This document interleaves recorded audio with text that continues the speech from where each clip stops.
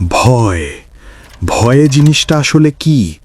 মনের ভুল নাকি মস্তিষ্কের রাসায়নিক বিক্রিয়া?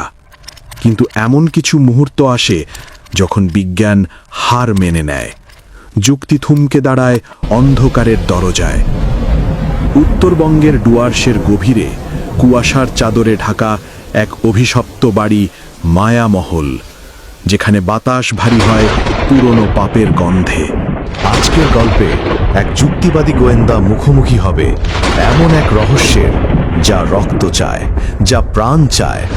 তান্ত্রিকের অভিশাপ নাকি মানুষের লোভ? আজকের নিবেদন রোমহর্ষক অতি প্রাকৃত থ্রিলার কাল ভৈরবের অন্তিম চিৎকার।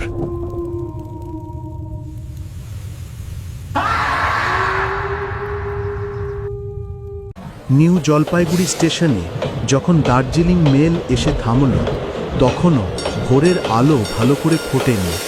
প্ল্যাটফর্মের হট্টগোল, কুলি মোটেদের চিৎকার আর চায়ের ধোঁয়া মেশানো এক চেনা গন্ধে অনির্বাণের ঘুম ভাঙল। তবে এই ঘুম ভাঙার মধ্যে কোনো সতেজতা নেই, আছে এক অজানা আশঙ্কা। গত 3 রাত সে ভালো করে ঘুমোতে পারেনি। চোখের নিচে কালশিটের দাগ স্পষ্ট। অনির্বাণ রায়, এককালের নামকরা ক্রাইম ব্রাঞ্চ অফিসার। ক্ষুরধার বুদ্ধি আর সাহসের জন্য ডিপার্টমেন্টে তার নাম ছিল দ্য শার্প শুটার। কিন্তু 3 বছর আগের এক অভিশপ্ত রাতে এনকাউন্টারের সময় তার নিজের ভুলেই প্রাণ যায় তার জুনিয়র অফিসার এবং প্রিয় বন্ধু রাকেশের। সেই অপরাধ বোধ তাকে পুলিশি চাকরি ছাড়তে বাধ্য করে। এখন সে বেসরকারি প্রাইভেট ইনভেস্টিগেটর। তবে সাধারণ পরকীয়া বা চুরির কেস সে নেয় না। তার আগ্রহ এখন এমন সব কেসে যেখানে বিজ্ঞানের সীমানা শেষ হয় এবং শুরু হয় অলৌকিকের ধূসর জগৎ।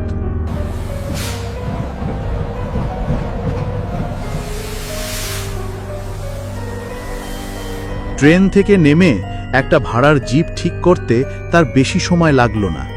গন্তব্য কুয়াশাগড়। নামটা শুনেই ড্রাইভার ছেলেটা একটু থমকে গিয়েছিল। কুয়াশাগড় যাবেন স্যার? মায়ামহলে? ছেলেটার নাম মদন, স্থানীয় নেপালি যুবক। অনির্বাণ সিগারেট ধরাতে ধরাতে বলল, কেন, যেতে অসুবিধে আছে? মদন মাথা চুলকে বলল, অসুবিধে নেই স্যার, কিন্তু জায়গাটা ভালো না। ওদিকের রাস্তাঘাট বহুদিন মেরামতি হয়নি, আর লোকেরা বলে ওখানকার বাতাস ভারী। বাতাস ভারী? কথাটার মানে অনির্বাণ বোঝে। পাহাড়ের মানুষেরা অশুভ শক্তিকে এভাবেই ব্যাখ্যা করে। সে হাসল। চলো, ভাড়া যা চাইবে দেব। শিলিগুড়ি ছাড়িয়ে গাড়ি যখন সেবকের জঙ্গল পার হয়ে ডুয়ার্সের গভীরতায় প্রবেশ করল, তখন আকাশ কালো করে মেঘ জমেছে। তিস্তা নদীর ঘোলাটে জল যেন ফুঁসছে। অনির্বাণ পকেট থেকে চিঠিটা বের করল। গত 1 সপ্তাহে সে অন্তত 50 বার চিঠিটা পড়েছে। ভাঁজগুলো ছিঁড়ে যাওয়ার উপক্রম। চিঠিটা লিখেছে সুমিত চৌধুরী, অনির্বাণের কলেজ জীবনের বন্ধু। একসময় তুখোর ডিবেটার, ঘোর নাস্তিক এবং বিজ্ঞান মনস্ক সুমিত চিঠির হাতের লেখা দেখলেই বোঝা যায় লেখক প্রচণ্ড মানসিক চাপের মধ্যে ছিলেন। অক্ষরগুলো কাঁপা কাঁপা। অনির্বাণ, আমি জানি তুই আমার কথা বিশ্বাস করবি না। বলবি সব আমার মনের ভুল, মস্তিষ্কের রাসায়নিক বিক্রিয়া। কিন্তু বিশ্বাস কর, আমি ভুল দেখছি না। মায়ামহল আর আমার নিয়ন্ত্রণে নেই। দাদুর মৃত্যুর পর আমি ভেবেছিলাম এই বিশাল এস্টেটার চা বাগানটা নতুন করে গড়ে তুলব, কিন্তু আমি ভুল ছিলাম। কিছু জিনিস মাটির নিচে চাপা থাকাই ভালো, খুঁড়তে নেই। ওরা ফিরে এসেছে অনির্বাণ। প্রতি রাতে আমি ওদের পায়ের শব্দ পাই। সিঁড়ি দিয়ে কেউ ভারী পায়ে উঠে আসে, দরজার ওপাশে দাঁড়িয়ে থাকে। আমি দরজা খুলিলা, কিন্তু আমি জানি ওপাশে কেউ দাঁড়িয়ে আছে। আর সেই গন্ধটা, পচা মাংস আর রজনীগন্ধার অদ্ভুত মিশ্রণ। আমার খুব ভয় করছে। আমি হয়তো আর বেশি দিন বাঁচব না। তুই আয়, একমাত্র তুই হয়তো এই রহস্যের জট খুলতে পারবি, অথবা আমাকে অন্তত পাগল হয়ে যাওয়ার হাত থেকে বাঁচাবি। পুনশ্চ অমাবস্যার আর মাত্র 3 দিন বাকি। যা হওয়ার তার আগেই হবে। চিঠিটা পকেটে রেখে অনির্বাণ জানলার বাইরে তাকালো। গাড়ি এখন চড়াই পথে উঠছে। দুপাশে ঘন জঙ্গল, শাল, সেগুন আর পাইন গাছের সারি, যেন আকাশ ছুঁতে চাইছে।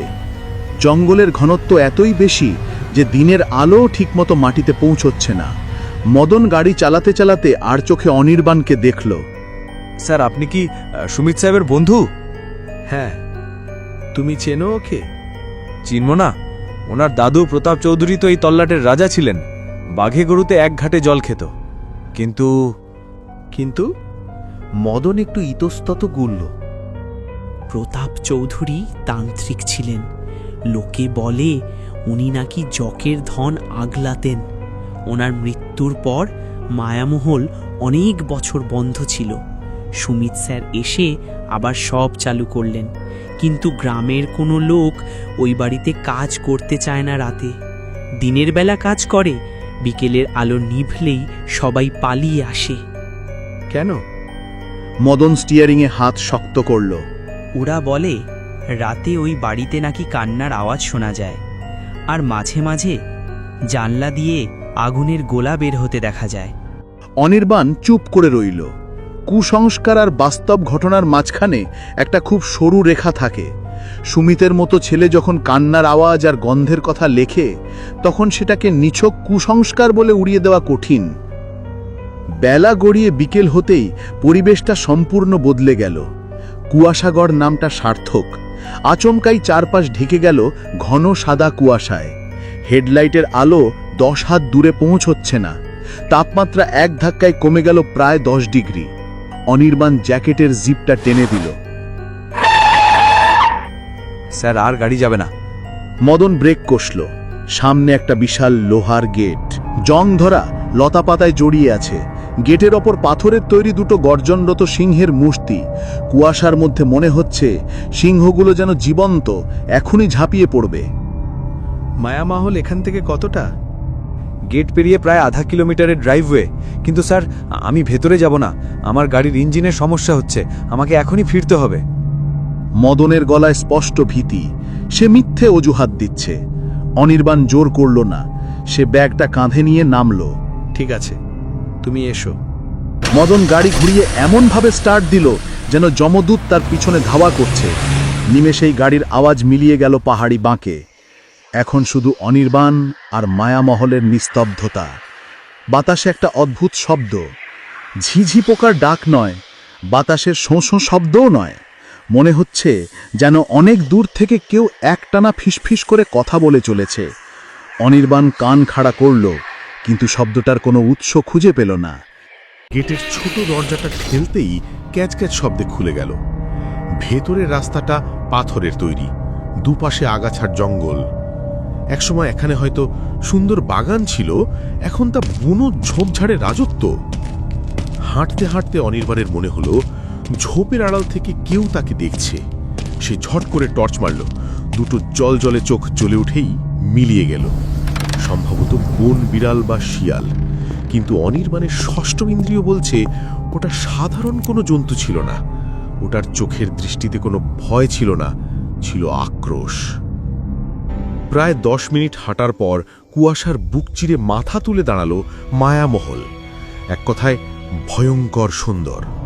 ব্রিটিশ আমলের গথিক স্থাপত্য, বিশাল সব ফার্ম, খিলান করা বারান্দা আর ওপরে গম্বুজ। কিন্তু পুরো বাড়িটার গায়ে কালচে শ্যাওলা।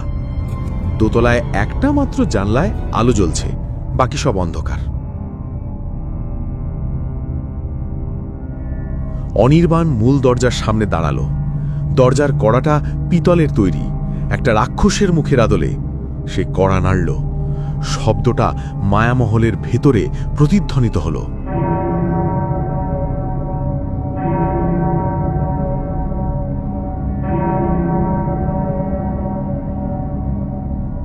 একবার, দুবার, 3 বার, কোনো সাড়া নেই।